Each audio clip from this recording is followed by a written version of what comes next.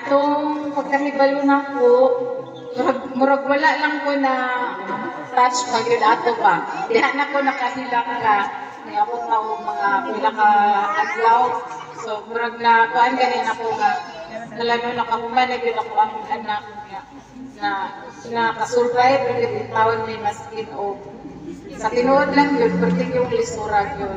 Pero wala dyan na mo ipakita ni Lunglong nga murag di na dyan makaya.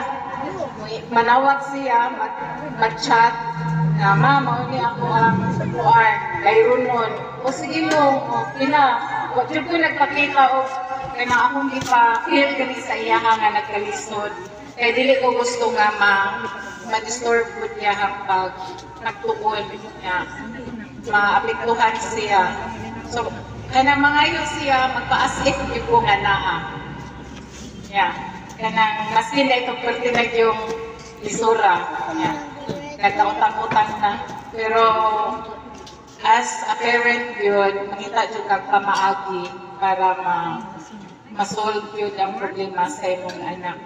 So, dako kayo kong pasalamat na pinasa kay Rinalyn. Kaya binigyan si Rinalyn ako ang partner.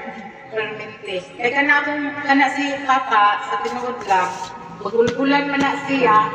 Yeah, karang maingon namin na, o mo ni Bayron nun. Muhatag man to siya, pero magpagulgul pa yun. Magpagulgul yun na siya. Kaya dyan ang pinag-anay.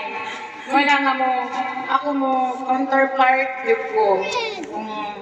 Ganang sa iyang mga allowance,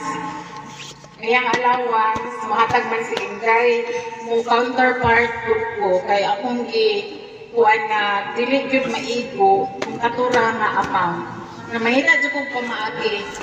Nga kadipay ko kay wa man na ako gi-expect na mao pud iyahang achieve. No, ang iyahang amo ang sacrifice wala niya giusikan. Unya iyahang may gibalusan ko. Kanina kuan kay mayog cum laude. Hala na cum laude din si Lunglong. Sa tino na proud gid ko nga anak. Pero walang gyud ko nag-post ko kay di man ni siya gusto nga makuan bitaw mabulgar.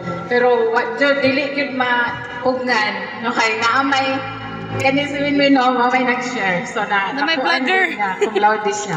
Masuko kaya ni siya basta kanang istoryahan na iyang pagka-kumlaud masuko. Ganun masako man lang. Mom, masuko jud.